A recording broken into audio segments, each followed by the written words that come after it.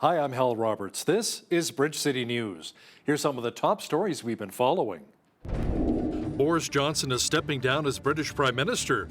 We hear the reasons why he's resigning. Organizers of the Calgary Stampede are getting set to host what's being billed as the greatest outdoor show on earth. And there was a special announcement from the organizers of Whoop Up Days, who say this year's celebration in Lethbridge will have more of an Indigenous flair. Your nation, your province, your southern Alberta. From the heart of Lethbridge, it's Bridge City News with Hal Roberts. Thanks so much for joining us. Boris Johnson is resigning as British Prime Minister. Johnson steps down after more than 50 ministers quit, and lawmakers said he's got to go. He says he will leave his PM position but will stay on until a new leader is chosen. It is clearly now the will of the Parliamentary Conservative Party that there should be a new leader of that party and therefore a new Prime Minister. And I've agreed with Sir Graham Brady, the chairman of our backbench MPs, that the process of choosing that new leader should begin now. And the timetable will be announced next week. And I've today appointed a cabinet to serve, as I will, until a new leader is in place. I regret not to have been successful in those arguments, and of course it's painful not to be able to see through so many ideas and projects myself. But as we've seen at Westminster, the herd instinct is powerful. When the herd moves, it moves. A new report from Stats Canada says the federal government spent more than $1.6 billion in overtime pay from 2019 to 2021, but it met less than half of its performance objectives. To discuss this in more detail is the federal director of the Canadian Taxpayers Federation, Franco Terrazzano, who joins us from Ottawa. Franco, our bureaucrats only met 49% of their performance targets from 2019 to 2020? Yeah, it's pretty outrageous, especially when you factor in that overtime pay costs taxpayers about $1.6 billion since 2019. And then you factor in that the federal government has been hiring more than 15,000 new employees every single year on average. So we're wondering, if the government is spending buckets of cash on overtime pay and hiring new bureaucrats, then why is it failing to meet half of its own performance objectives? So which areas of government saw the most overtime pay? Well, here's some notable overtime pay expenses. You had Elections Canada that spent $1.4 million in 2020, even though it wasn't an election year. You have the House of Commons and the Senate spending $13 million on overtime pay during the pandemic, even though both houses of Parliament were in a hybrid virtual sitting. You have the Governor General's office spending $1.2 million since 2019. And get this, you have Fisheries and Oceans spending nearly $98 million on overtime pay during the pandemic, which is more than $20 million more than the two health departments combined. And how we have to remember all of that is on top of more than 15,000 new bureaucrats added each year, and on top of the fact that you have more than 300,000 federal employees that received at least one pay raise during the pandemic and lockdowns, but no pay cuts. Thanks so much, Franco. That was Franco Terrazzano, the federal director of the Canadian Taxpayers Federation, joining us from Ottawa. The Alberta government announced that the electricity rebate program will be extended until December. Officials say the program will provide eligible Albertans $50 credits on their electricity bills for 6 consecutive months. The initiative amounts to around $600 million in relief for 1.9 million homes for the rest of the year. The province says the first $50 rebate should be reflected in your July bill. The province also announced today that since 2019, it has attracted $1.5 billion in new agri-food investment while creating around 3,000 new jobs for Albertans. Premier Jason Kenney says last year was a record year for the province when it came to agriculture. We booked $14.1 billion in agriculture and food exports, a record high, while food manufacturing set a record biggest number ever of $20 billion. Now, when we hit COVID and the global recession, this government knew we had to take dramatic action to get our economy back on track and to support and grow our traditional industries like ag, but also to diversify And in the ag space, that means more investment in manufacturing, food processing, and value added. Premier Kenney says from potato processing to hemp manufacturing, more and more of Alberta's products are being exported around the world. Lethbridge has cracked the top 10 of the best small cities to live in Canada. The 2022 report ranks our country's best small cities under 200,000 people using data based on statistical performance and evaluations by locals and visitors in 23 areas grouped into 6 core categories. Trevor Lewington, the CEO of Economic Development Lethbridge, says this report is important to help our city grow. What they looked at was things that we already know about our community, the fact that we have short commute times, we've got a great quality of life, we're close to the mountains. They talked about our strong and diversified economy. So all of the great things that we know about is why Lethbridge performed in that top 10 ranking nationally. And that's the kind of thing, of course, we want to tell other people. So we're attempting to bring new residents to Lethbridge. We're attempting to bring new doctors to Lethbridge. We, of course, want to attract new businesses to Lethbridge. So here's somebody else's opinion confirming what we already know, and that's that Lethbridge is an awesome place to be, and there's all kinds of opportunities here. Lethbridge currently has just over 100,000 people who call the Windy City home. Well, we had a severe thunderstorm watch here in the Windy City for our region today. Jeanette Rocher is now with an early peek at the forecast. Jeanette, the potential thunderstorm may only last, a couple of days? Yeah, Hal, thunderstorms are expected over much of southern and central Alberta. And so far, it looks like Environment Canada is only forecasting them for today and into tomorrow. So looking into this evening, we are looking at another 30% chance of showers with a risk of those thunderstorms. And then tomorrow as well, Friday, we're looking at a chance of showers in the afternoon with those risks of thunderstorms, high of 29. Though after that, we're looking at some warm, sunny days ahead of us. I'll get to those details coming up later on in the newscast. Great. Thanks so much, Jeanette. Organizers are hoping for great weather for what's being called the greatest outdoor show on earth. The Calgary Stampede kicks off Friday with a parade and runs for the next 10 days. The event has received more than $10.1 million from Ottawa for pandemic recovery since COVID-19 forced cancellation of the festival in 2020 and its scaled-down version last year. This year's event will be the first full-scale Calgary Stampede in 3 years. Organizers say this year's parade will include actual spectators, and there are no limits on those attending the Stampede.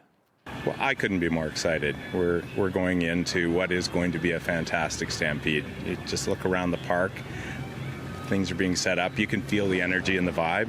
It's very exciting. Last year it was a scaled-back Stampede. We didn't have chuck wagon racing and some other things. This year we have live music. Everything is back that you know and love, but it's even better. We're looking at the footprint for sure. We're looking at our offerings. We're looking at how we present things. Chuck wagons, for instance, with the 3 wagons, only for safety. It's going to be as exciting. Another redesign is we're enhancing the relay racing. So we're having 2 of those every night. There's hand washing stations. Last year we were really monitoring when people would come in. We're not going to be doing that right now. You can still find some places to sit far away from people. Masks, if you are comfortable with a mask. So absolutely, there's something for everyone here. Needless to say, organizers of the Stampede are expecting a pretty big turnout this year. Kristen Anderson is the Manager of Communications and Media Relations for the Calgary Stampede, and she says they're ready to welcome visitors from all over the world. We're expecting over 1 million people on grounds this year, and that's anywhere from, and there's something really for everyone, is what we always say here, from the midway foods, sampling craft dinner, soft serve, or cricket hot dogs, or just the average mini donuts and lemonade you can get on the Stampede grounds, or a corn dog. And then the agriculture, free agriculture programming that we have at the Nutri and Western Event Center, which is really neat, kind of brings that Western heritage aspect of Alberta and Calgary to life. Now, the second half of our program, Kristen Anderson will also chat with BCN's Jeanette Rocher about Canada's largest traveling Ferris wheel, which will make an appearance at this year's Calgary Stampede. For over a year now, the Lethbridge and District Exhibition and the Blackfoot Confederacy have been teaming up to bring something very special to this year's Whoop Up Days. As BCN's Angela Stewart explains now, a new initiative will be the first of its kind for the parade and is yet another step closer to reconciliation. Expect to see a wide variety of colors, traditional wear, and tons of Indigenous culture, as people from the Blackfoot Territory will be participating in this year's Whoop Up Days. We couldn't be more excited to finally announce it today. A joint effort between Lethbridge and District Exhibition and the Blackfoot Confederacy will see a variety of Blackfoot programs be showcased at the fair, including a very special 2-day competition powwow to take place since the inception of Whoop Up Days. Indigenous culture has been a piece of our programming dating back right to the beginning, with some of the world champion rodeo athletes, powwow contestants, you name it. And it doesn't stop there. A pageant and warrior relay race will also go ahead, as well as including each of the nation's chiefs acting as this year's parade marshals. Those are very significant events. As you're probably aware, in all of Indian country, throughout the summer, to have that same kind of a format, that kind of a platform here in Lethbridge is very significant for us. When we come into it, we come in with a perspective of what we feel is good for our communities. This initiative has been a year in the making, with many conversations having been had between the Confederacy and Exhibition on how to showcase Indigenous heritage. A real solid participation in the pageant as well, because the pageant is very significant in the sense that what we're doing is we're creating ambassadors. They'll wear their crowns proudly, and it'll be a real hallmark, I think, for us to be able to say that these are ambassadors that represent this partnership. Blackfoot culture has always been a piece of our history, and we want to ensure that it's a strong piece of our history for the next 125 years. This year's Whoop Up Days takes place from August 23rd to the 27th. For Bridge City News, I'm Angela Stewart. And I'm looking forward to a lot of those mini donuts. Can't wait. A fascinating exhibit has made its way to our city in the form of snakes. The Helen Schuler Nature Center is offering this Snakes Alive showcase to feature the many types of snakes that are often seen here in our city. As BCN's Micah Quinn explains now, there's so much we need to learn about our scaly and slithery friends. It really focuses on looking at the importance of snakes in southern Alberta, the role that they play in our community and our ecosystems here, and also dispelling some of the myths that are common about snakes. The Snakes Alive exhibit at the Helen Schuler Nature Center shines a light on 4 snakes you might encounter here in Lethbridge, including the wandering garter snake, the plains garter snake, the bull snake, and the prairie rattlesnake. Jessica Deacon-Rogers, the program coordinator for the Helen Schuler Nature Center, says the only poisonous one of the 4 is the prairie rattlesnake. She outlined a few tips to protect yourself should you see one. Stay on the trails. So we have beautiful trail systems here in Lethbridge. We've got lots of wide paved pathways, lots of graveled pathways. Those wider pathways are a great choice for the summer because you can see what's on the trail ahead of you, right? Keeping an eye out for things lying on the trail. Snakes often will lie on trails in the summer because it's nice and warm for them, right? They need that heat to be able to move and digest their food. Keeping your dogs on leash is also really important. Even if it is an off-leash area, if there are known to be snakes in that area, I would highly recommend that people keep their dogs on leash. The Nature Center also has Davy, who is a San Diego gopher snake and is used as an interactive teaching partner at the center. And so it's a nice opportunity to be able to get to see a snake up close, learn a bit more about them, why they're here, what they look like, why they're important, some of the amazing adaptations that they have as well. The Snakes Alive exhibit will continue to be a mainstay at the Helen Schuler Nature Center until the end of the summer. For Bridge City News, I'm Micah Quinn. Well, the warm weather means more and more people will be out camping this year. The Bridgeview RV Resort is just beginning their season, with many already setting up their fifth wheels and travel trailers here in Lethbridge. There are around 124 RVs currently at the park, and more are expected to show up. Now, one of the managers of the resort says they've even brought back some of the activities they lost during the COVID-19 pandemic. We're really excited that we're back to normal. That's a really good thing that we can start doing all the things that we were doing before. Ice cream socials are a big thing with us. And so on Fridays, we like to have those things and have the community come out and join us and join us for a scoop of ice cream. And so we are able to do those fun things again and get people involved. We've got crafts going for the kids on the weekends and a lot of fun things going that way. The pool is open all the time. And so everybody's having a good time and they're relaxing, and I think it's good for the community again. There's apparently room for 211 RVs at the resort, and more details on how to book at the resort can be found on our website, bridgecitynews.ca. This is also the time of year when many parents think about sending their kids to summer camp. There's a unique camp near Lomond, Alberta called the Southern Alberta Bible Camp. It is where youngsters not only learn about archery and canoeing, but also about the good news of God's Word. Tanya Martins is with SABC, and she says if parents are having a tough time making ends meet and don't have the resources to send their kids to camp, financial barriers will be removed. We have promised that pricing would never be a reason why a kid could not come to camp. And so if that would ever keep anybody from camp, we would take that right out of the way. And so we want people to know that we want kids here at camp. And we have had, both in the volunteers, we have a group of people who love the camp and love that kids can go to camp and are hugely generous. And so we in turn want to be generous to families and kids so that they can come to camp. Martin says they also have a family camp at SABC, and we'll have more details of what's involved with that camp coming up later in our program. Police are looking for the driver of a car that struck and killed a cyclist Wednesday night just outside of Red Deer. A 45-year-old woman was on her bike near Black Falls when she was hit. Police say the car left the scene and the woman died. Officers are looking for a dark-colored sedan, possibly a BMW, with significant damage to the front. RCMP are investigating a fire that badly damaged a church in northeastern Alberta. Mounties say they responded to a fire early Saturday morning at the Lakeland Lutheran Church in Cold Lake. Damage is estimated at $1.4 million. Police and fire officials say the blaze is suspicious and is being investigated as arson. Now, there's some good news for those who take Winnipeg Transit. The municipal authority will be receiving around $539 million for greener, faster buses that can better accommodate people in wheelchairs. The funding comes from all three levels of government. Most of it will be through the Canada Infrastructure Program, which is a cost-sharing deal Ottawa rolled out in its first term. The agreement has the feds paying 40% of the project's cost if the province agrees to cover at least a third. The rest will fall on the shoulders of the municipalities. A city of 1 million people requires a modern public transit system. So today we're announcing investments in the retrofit of wheelchair securements on buses, the replacement of the communication equipment on the entire fleet, and the replacement of the intelligent transportation system, the implementation of a completely redesigned citywide transit network, the design of the downtown rapid transit corridors to support rapid transit lines citywide, the replacement of the Winnipeg Transit's existing North Garage, including the development of an energy-efficient bus storage and maintenance facility with increased bus capacity, designed to facilitate the transition to a zero-emission bus fleet.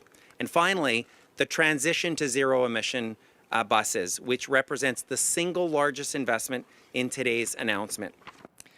Ukraine's second-largest city, Kharkiv, has come under heavy fire as Russian forces move to take control of the Donbas region and more of the country's eastern industrial heartland. Мой сын служит в армии. Если бы у них было много боеприпасов, Россию бы мы задавили. Потому что мы патриоты, мы живем на своей земле. The war in Ukraine has really taken its toll, not just on human lives, but also on the millions of people who've been displaced. When it comes to the residential area of Saltivka, few people remain. Меня контузило. Я месяц ничего не видел глазами. Лежал вот там в подвале. Тоже спасибо соседям. И пить давали, и это. Жена умерла.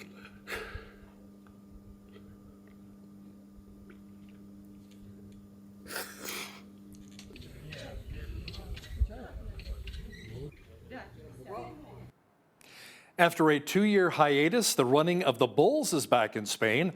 Hundreds of thousands of people from around the world head to the San Fermin Festival for this special event. Dressed in white and red, crowds converge on the city of Pamplona and run with the 6 bulls, hoping not to be trampled or gored. Many people are usually injured during the running of the bulls, and surprisingly, only 16 people have died since the event began way back in 1910. You know, and I have a tough enough time running with my dog. Well, we had a severe thunderstorm watch here for Lethbridge today, and the potential of thunder showers will be sticking around for the short term. Full weather details are on deck.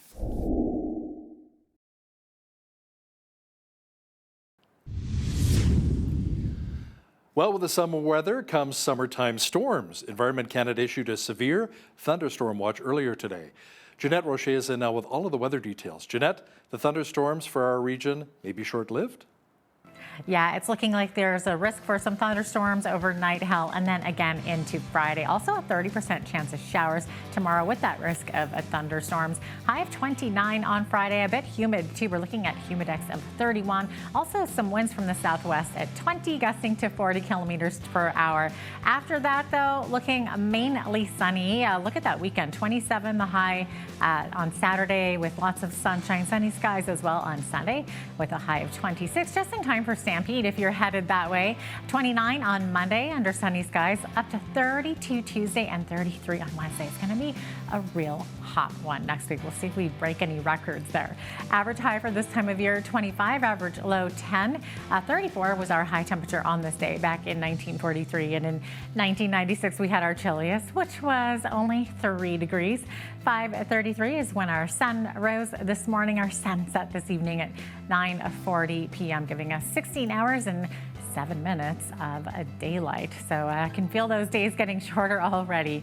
Victoria's high 22 tomorrow, a bit windy in the Strait and also a little cooler on the coast. Sunshine though, 21 degrees a high in Vancouver and a chance of showers. 25 in Edmonton tomorrow, looking at some showers and risks of some thunderstorms as well. 26 in Calgary, same thing, looking at some showers, some risk of thunderstorms, the winds 20 to 40 kilometers per hour.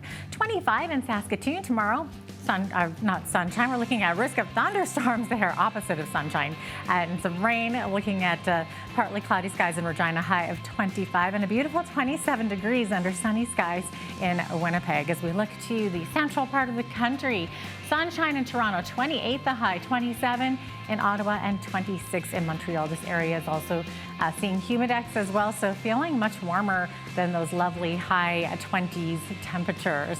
In Fredericton, we're looking at 23 degrees the high tomorrow, risk of thunderstorms. Halifax looking at sunshine, increasing clouds though later on in the day, 23 the high, 21 in Charlottetown. Looking at some showers, risk of thunderstorms, and 20 degrees the high in St. John's, Newfoundland under partly cloudy skies. So there you have it. That is your forecast. A new report from RBC says soaring food and energy prices, along with rising interest rates, will push Canada into a moderate recession next year. The report, however, says the contraction should be short-lived and not as severe as previous downturns. It says consumer spending that accelerated following the end of the lockdowns will slow as higher inflation, interest rates, and unemployment hit households. RBC says the unemployment rate will climb to 6.6% next year from the current rate of 5.1%. The bank says things should turn around in 2024. Our country's merchandise trade surplus in May was the highest it's been in 14 years. Stats Canada says it is due to a surge in exports, which went from $2.2 billion in April to $5.3 billion in May. The agency says exports rose in energy products, aircraft, and other transportation equipment. Imports, meanwhile, fell 0.7%. Export volumes for May increased 1.7%, while import volumes fell 1.4% compared with April. Sunwing Airlines is rejecting a claim that it bargained in bad faith. Pilots are saying the company opted to not disclose a forthcoming acquisition by WestJet. The company says the complaint to the Labour Relations Board is without merit. The Toronto-based tour operator says the deal came more than a year after a new collective agreement between management and the union was signed. The 452 pilots filed the complaint on Monday. The union says if the sale negotiations had been transparent, Unifor could have pushed for job security language in case of an acquisition. The Canadian Cattlemen's Association is changing its name to the Canadian Cattle Association to become more gender inclusive. The group that was founded back in 1932 represents around 60,000 ranchers and feedlot operators. Its president says it's important that the group's name reflects how much it's evolved. Now, here's a look at today's markets. The TSX was up 333 points on the day to 19,063.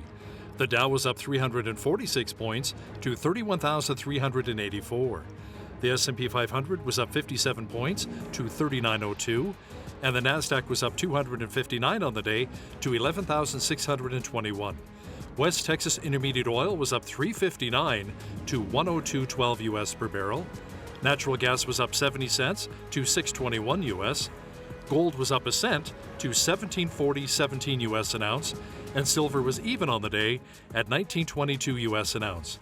Feed wheat is at $11.70 per bushel, barley's at $8.70, Canola's at $19.16, and corn is at $10.41 per bushel. Live cattle August contract was up 5 cents to $134.55. Feeder cattle August contract was down 83 cents to $172.48. And lean hogs July contract was up 10 cents to $113.25. The Canadian dollar was down slightly over the past 24 hours to 77.10 US.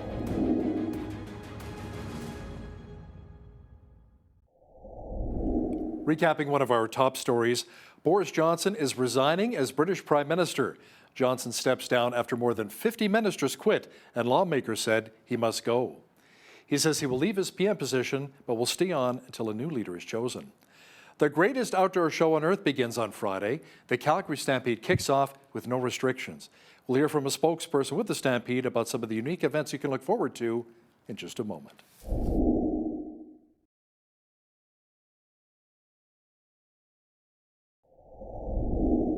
Well, summer is here, and that means midways and rodeos, and time for what's known as the biggest outdoor show on earth. I'm talking about the Calgary Stampede, of course.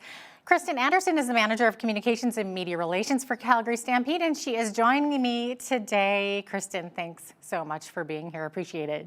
Thanks for having me. It's a really exciting time to be in Calgary, but also in Alberta, with lots of celebrations happening. And obviously the greatest outdoor show on earth is happening in full force. So really excited to be on today to talk about it. Great. Well, Kristen, I'm sure your office is very busy these days. What are the actual dates of this 10-day event? Well, it starts on Sneak a Peek, which is just a little bit of a taste of what to expect on July 7th, on Thursday, July 7th, from about 5 to midnight. And then starting with the Calgary Stampede Parade, bright and early, Kevin Costner will be leading the way at 9 o'clock. That gets going underway. And then right until July 17th. So July 8th to 17th are the actual dates, but we do have that sneak a peek, which is a good kind of chance for people to get down and have a look at what to expect this year. Sounds like so much fun. So the Stampede is supposedly the biggest outdoor show on earth, as you said. So I know that's the nickname. How did it get that name? Where did that first start? Yeah, well, you look at the start of it. It's been going obviously for over 100 years, starting in 1912 with Guy Wiedek and his, commitment to Western heritage and celebration, and really making it a community event. And then it's just grown and expanded from there. So you look at the last few years and how, difficult it's been for people to have a needed chance to celebrate.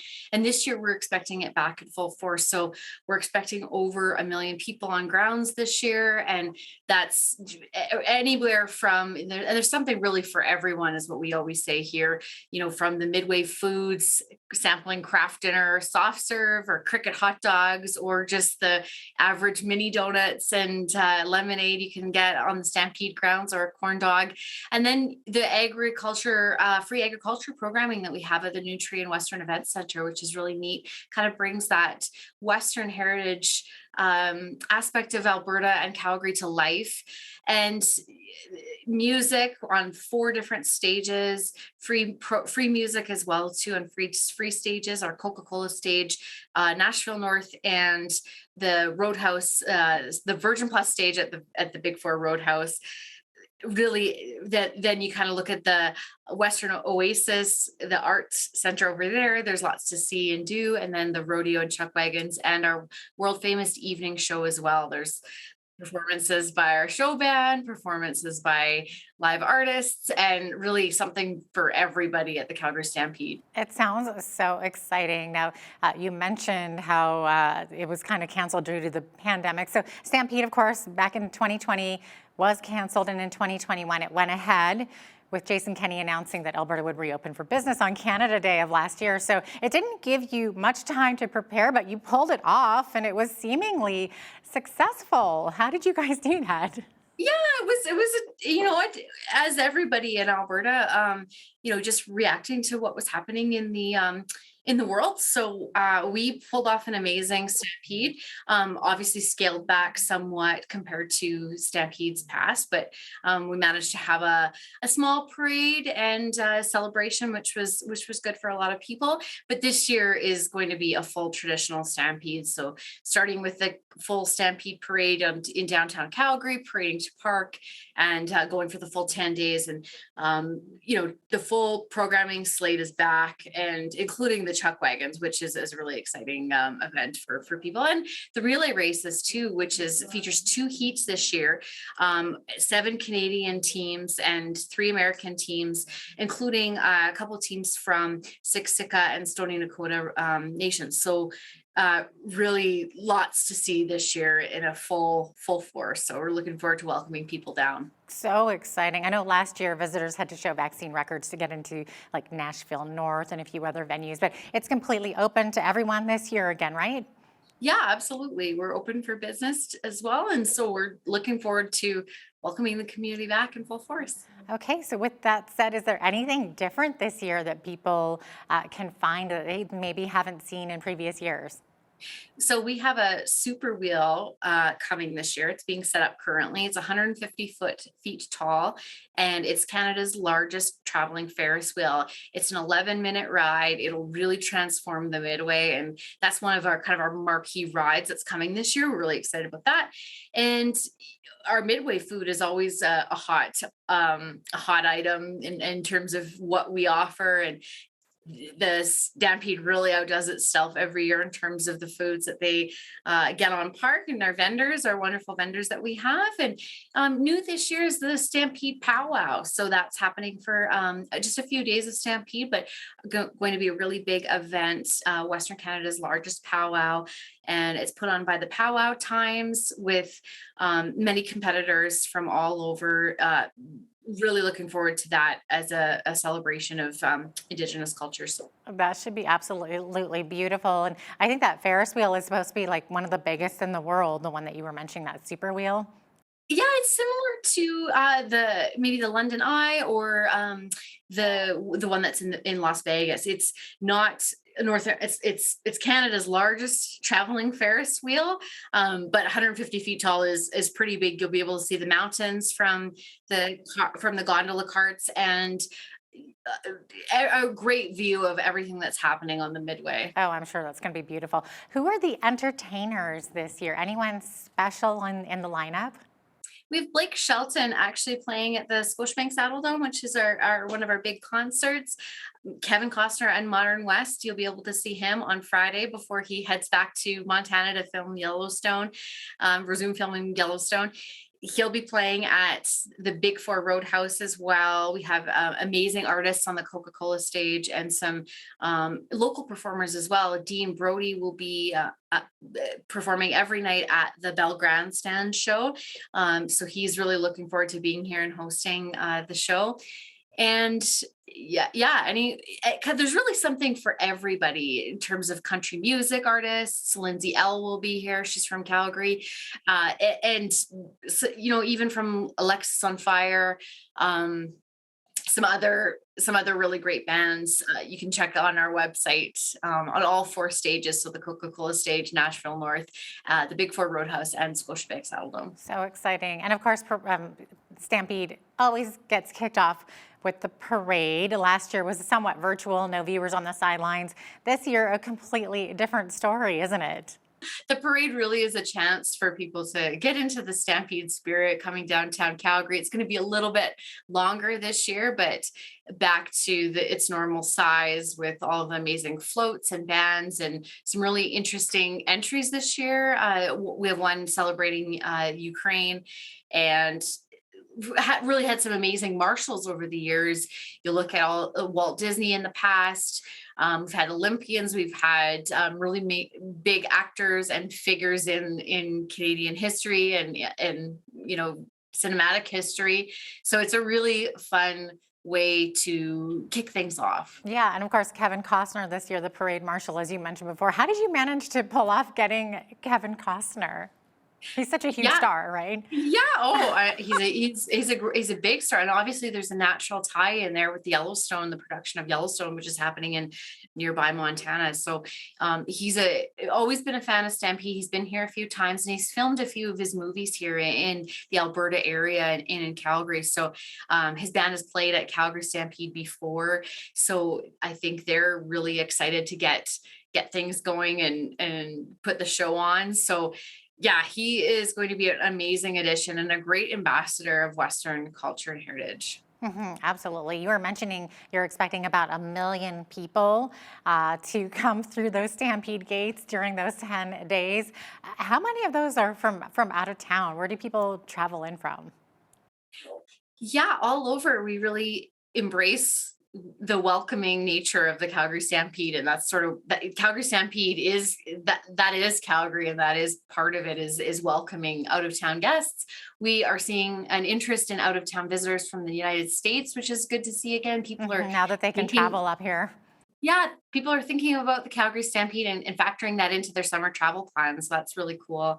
But all over, we get guests from all over the world, North America, and of course, Calgary and the surrounding area. And now, how much revenue does the Stampede bring in for the city of Calgary? I would imagine hotels and restaurants, you name it. I'm sure they all love this time of year because the city really just comes alive during this time, doesn't it? Yes, it sure does. I can't speak to the exact numbers of our revenue generation this year, but we are anticipating numbers that are close and exceeding 2019's numbers, which is fantastic to see. And that was one of our best years is 2019. So when you look at the sponsorship, when you look at advertising, and our corporate seating as well, and our premium seating venues that are almost at nearing capacity, you see all of those numbers are up across the board, and we're anticipating a year that's one of our best years in recent memory, which is exciting. In terms of revenue generation for the city of Calgary and the province, we are really a hub of that, and we're happy to be at that hub of business activity in the city. You'll look at all the corporate sponsors that get their infield suites for the day or for a few days of the chuck wagons or the rodeo, and lots of business happens during the Calgary Stampede. Different companies will come down, enjoy an afternoon at the rodeo, and really socialize, but also do a little business in there too. So Calgary Stampede really is at the heart of it all, and we're happy to be that hub. Yeah, totally. Of course, you mentioned the rodeo and chuck wagons, a huge part of the Stampede. Now, Alberta tragically lost one rodeo rider at the Ponoka Rodeo this summer. It seemed to be somewhat of a freak accident, but rodeo is a dangerous sport. So what sort of safety measures does the Calgary Stampede have in place in order to prevent tragic accidents from happening? With the Calgary Stampede, that safety is our number one priority. And each year we evaluate it and look at whether that's in competition, in rodeo competition, or the safety of our grounds. So we really take that very seriously, and safety is our number one priority. Okay. Was there anything else, Kristen, that you'd like to mention that you'd like to talk about the Stampede this year? I think just that message that we are excited to welcome the community back again, and excited to put on a really good show. And really there's something for everybody, from music lovers to Western heritage to fashion to food. And really there's, like I said, there's something for everybody, and we're really excited to put on a good show this year. Oh yeah, I know the grandstand stage at the end is one of my favorite things. Is there fireworks every night, or do you save that for the very end?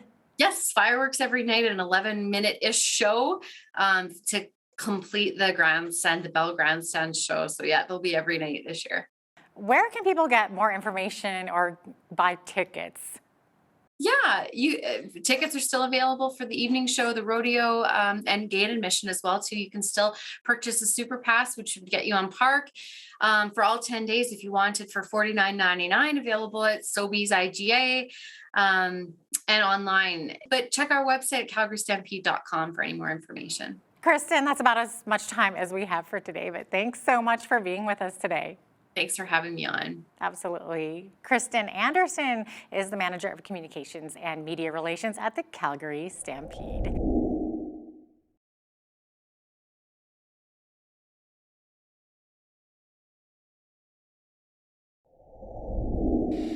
You know, summer Bible camp has been an integral part of many Canadian childhood summers. Throughout the years in various locations across the country, these specific camps have been a way to share the good news of the gospel faith with many children and their families. Tanya Martins is with the Southern Alberta Bible Camp, and she joins us now near Lomond, Alberta, on the Traverse Reservoir. Tanya, welcome to BCN. Hello, thank you for having me. It's so good to be here. You bet. Now let's talk a bit about the Southern Alberta Bible Camp. It's not always been at its current location. Can you give us a brief history of the Bible Camp? Yeah, so we are heading into close to our 80th year. And so it has been at a number of locations kind of throughout Southern Alberta, one near Hayes and then one even farther south as it began. And then there was a family that donated this group of land, an area of land to us around just about 40 years ago. And the camp has been growing and building ever since. There was small granary type buildings for cabins, and we used to do teepees, small tents that we used to do, and chapel happened in a Quonset, where now we are just gifted with this beautiful lodge in which we can host camp. So it's been here a long time, and we're excited to be kind of moving into year 80 and celebrating all of the things that God has done on this property. So you know, a lot of summer camps that I've been to as well over the years, we go to certain reservoirs or lakes, but sometimes during the summer months, they dry up a little bit. They get a little bit smaller. Do you find the same thing with the Traverse Reservoir, or do you have lots of water for the kids to enjoy? Yeah, that is such a good question. We have usually start the summer with lots and lots of water. The Traverse Reservoir is part of our irrigation system out here. And so it slowly seeps back. And so we are looking forward to lots of water. We need a little bit more right now, but that's coming as we look at the skies, but it's good. We're excited. So how many kids are we talking about that attend the summer camp? We have the capacity for anywhere from 1,800 to 2,000 kids in a summer. And we had it a new cabin circle right before COVID hit. And so it's our first summer putting kids in those cabins. And we are thrilled to consider that maximum. We're at about 1,200 kids right now. So there is room for you and your kids and your neighbors' kids. So we are thrilled and really anticipating a full place this Can we summer. bring our dogs? No, that would be good if you kept them at home. Our cabins are not kennels. So, but thanks for asking. How about any restrictions this year as we're slowly making our way out of the pandemic? Yeah, as far as we know at this point, there was pages and pages and pages of restrictions in the last few years. And this year, as far as we know, everything is completely lifted. And so we are anticipating whatever we want to call normal these days, a return to camp as we have known it in lots of ways, where kids can run and play and interact, and you can see the smiles on their faces beyond their eyes. And so we're really thrilled for that. But again, if some kids and parents do want to wear the mask, you're not going to hold them back for doing so, right? Obviously. No, for sure. Through all of that, we've taken care of our building in even greater ways as far as cleaning and caring for staff that when they don't feel well, we kind of move towards that and make sure that everybody's still safe. And we've had lots of rental groups with schools of kids that have been here. There's schools that are still taking a really good cautionary stand on things, and they come with masks, and we honor that, and hand sanitizer everywhere. And so taking good care in ways that are intentional, in ways that we know will help camp happen. Tanya, can you share about some of the sacrifice and volunteer commitment to developing this camp? For sure. As I said, years ago, a family that has loved SABC and all of the other locations donated this land to us. And from there, the original lodge that stood on at this camp was built all by volunteers. And as we have moved through the years, those volunteers have been on our board. They have helped build new cabins. As I mentioned, that new cabin circle that we built moving into 2020 each cabin was built by a partner church. And so they took on the finances and the physicality of building that cabin, and then they were moved on site. And that's just one tiny taste of some of the big things that have happened. But we have volunteer cooks, we have volunteer nurses, We have volunteer lawnmowers, all the people who come throughout the year to be a part of what has happened here over the years. You know, a lot of the summer camps, as I mentioned before, that I went to when I was a child, we learned about archery, learning how to do the J-stroke with canoeing, even if a canoe capsizes, how to rescue somebody. What are some of the fun things that you're offering the children there, some of the programs? Awesome. Like we said, we are right on the water here at Traverse Reservoir, and it's probably the hardest thing. If I could have had a simple lake name, that would have been great, but it's so hard for me to say. Anyways, being right on the water, we have canoeing and kayaking and paddling. We put in a number of ski boats and fishing boats and stuff in the water. So there's lots of water activities. And then on the land, we have archery. So you would fit right in. You could come and help us do summer camp this year. We have archery and all sorts of shooting gallery style and ceramics. And then we've got some fun big ticket items like we've got a number of climbing walls, something we call the giant swing. So it's, if you think taller than a telephone pole, you get pulled up on a guide wire and then set free, and you swing nice and long and wide, and enjoy the scenery from up there. And central to our camp, we have two sides to our camp, actually. One's called the Fort side, and one is here on the Traverse Lodge side. And the Fort side is a little smaller, a little more intimate, and it's a little more rustic. And so they live their life fully around their campfire.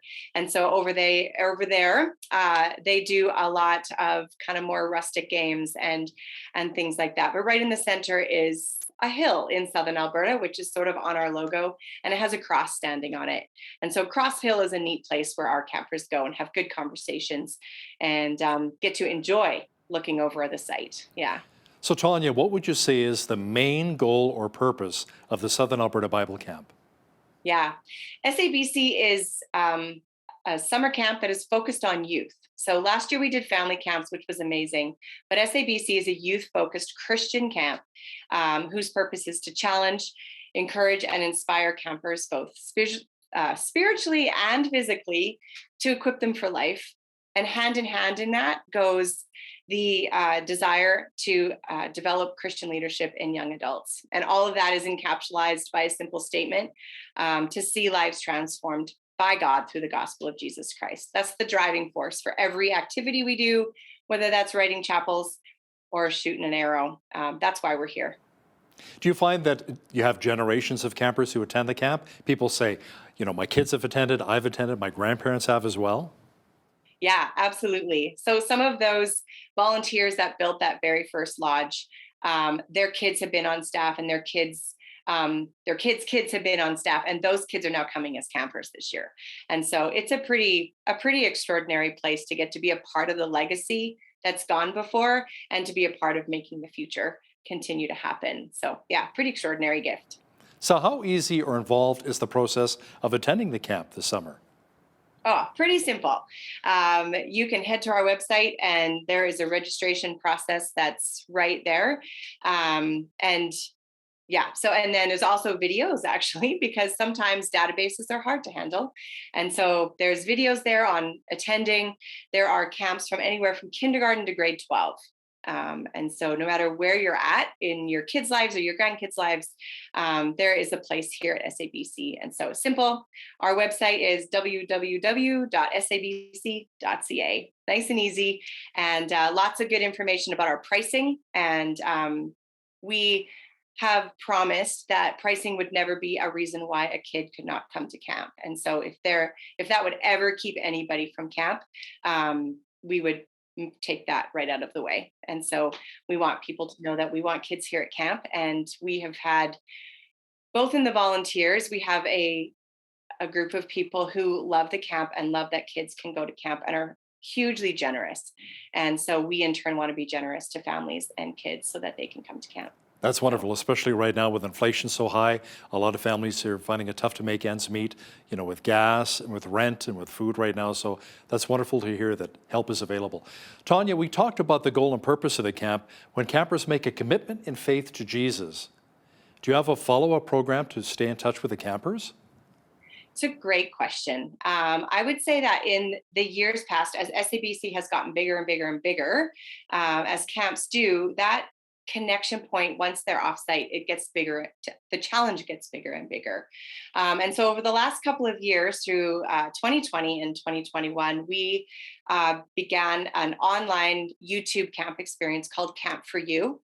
And it is on our YouTube channel. And it is a way for camp to go home with campers, and a way for campers to connect with us as the personalities of SABC, but also the stories that they learn there, and understanding of who God is and how loved they are. And so our hope is that to be able to take something that we got to produce in a season that was really hard, and to use that in a way that will continue to take camp home for you post the summer season. And so that element is how we continue to connect. And we also work really hard with our supporting churches to connect those kids to those churches, sending home opportunities for them to connect names of churches, names of children's directors and pastors and youth pastors. So that we can protect their privacy, but also let them have the support of going home. So yeah, it's not a simple answer, but it is one that we are rising to the challenge of. Yeah. What has the feedback been like from some of the children who have attended the camp in the past? Maybe you could share a testimonial from a child's life that was dramatically changed, impacted in a big way. Oh man, there really are just so many. We have a young family who have been a part of SABC in a number of ways, and they have a whole swack of kids. And they had been a part of our camp for pre-COVID. And I know that we're not here to talk about that, but it's just a part of the story. So in the early years when the kids were really little, they would come to camp and they loved it, and we just found that sense of like freedom and joy here. And then when camp didn't happen during those years, there was this telling the campers that year that we could not do camp in person. The messages that we got from kids, that the deep sadness that they were not able to be on site, and then getting to offer them back Camp for You. We heard a story during that season where God took a couple of little loaves and fishes that we called Camp for You and expanded it in massive ways. We had that family, they actually streamed Camp for You in their garage and opened it up. And so their neighbors down the street, down their whole street, would come and watch Camp for You in their garage, safely in all of the COVID stuff that was happening, but made a way for camp to actually get off site and impact those kids that couldn't afford to come to camp, kids that their parents maybe wouldn't have known to send their kids to camp. We got to see camp go out in a way that we had never thought. And the impact on those kids in particular, getting to tell their friends about Jesus right in their backyard, was profound. This summer, the kids are coming back, and we're thrilled, and we can't wait to have those stories happen at our picnic tables and around our firesides. So, yeah. Tanya, we only have a couple of minutes left here, but I wanted to ask you more specifically about family camp. Let's circle back to that for just a moment. What can families really expect from family camp? Sure. Last year was our first time ever, and so we learned a ton. Because it was so great, we have taken our last week of summer camp this year and made it into family camp. And so what they can expect is an opportunity to get away as a family and experience the joy and the wonderful chaos that is summer camp. We're going to cook for you. We're going to schedule for you. We're going to make sure that everything is ready and fun for you, to get to see your kids go up on the giant swing and have your kids see you go up on the giant swing. Kind of trying new things and breaking barriers and having a chance to talk about their faith together here is probably our favorite thing about family camp from last summer, and looking forward to this one for that 1 week. Yeah. So if people want to reach out to you about some of the various camps, how can they best connect with you? Sure. As I said, the website has a contact us button, which is nice and easy. You can email info@sabc.ca. We like to keep things simple. Yeah, those are probably our easiest ways, as well as we have Facebook, Instagram, Southern Alberta Bible Camp, and our YouTube channel has a great collection of videos that give you a taste. You keep asking, or you've asked, what can they expect? Heading over to the YouTube channel gives you some really great taste of all of the fun things, but also the faith and the feeling things that you can expect here at SABC. So those would be 3 really great ways: the website, our social medias, and the YouTube channel, or just simply email us, and our phone number's on there too. So Tanya, yeah. before we let you go, what do you think is the biggest reward for you being involved with SABC? Wow, that is a great and sort of unfair question. I'm sort of the camp mom. And so I get the opportunity to work with all of those campers, and also that much closer with all of the staff that get to work with those campers. And so right now I have a group of about 25 staff that are preparing camp for all of those kids. And that is one of the biggest rewards, is seeing God's continual transformation in the lives of young adults and teenagers, so that they can share that with kids. And just getting to be a piece of that journey in their lives I don't often have words. I usually just have tears. And so I'm deeply grateful for the opportunity to be here at SABC and to share it with all of you. Thanks so much. Tanya Martins is the program manager for Southern Alberta Bible Camp. Thanks for joining us today from Traverse Reservoir near Lomond, Alberta.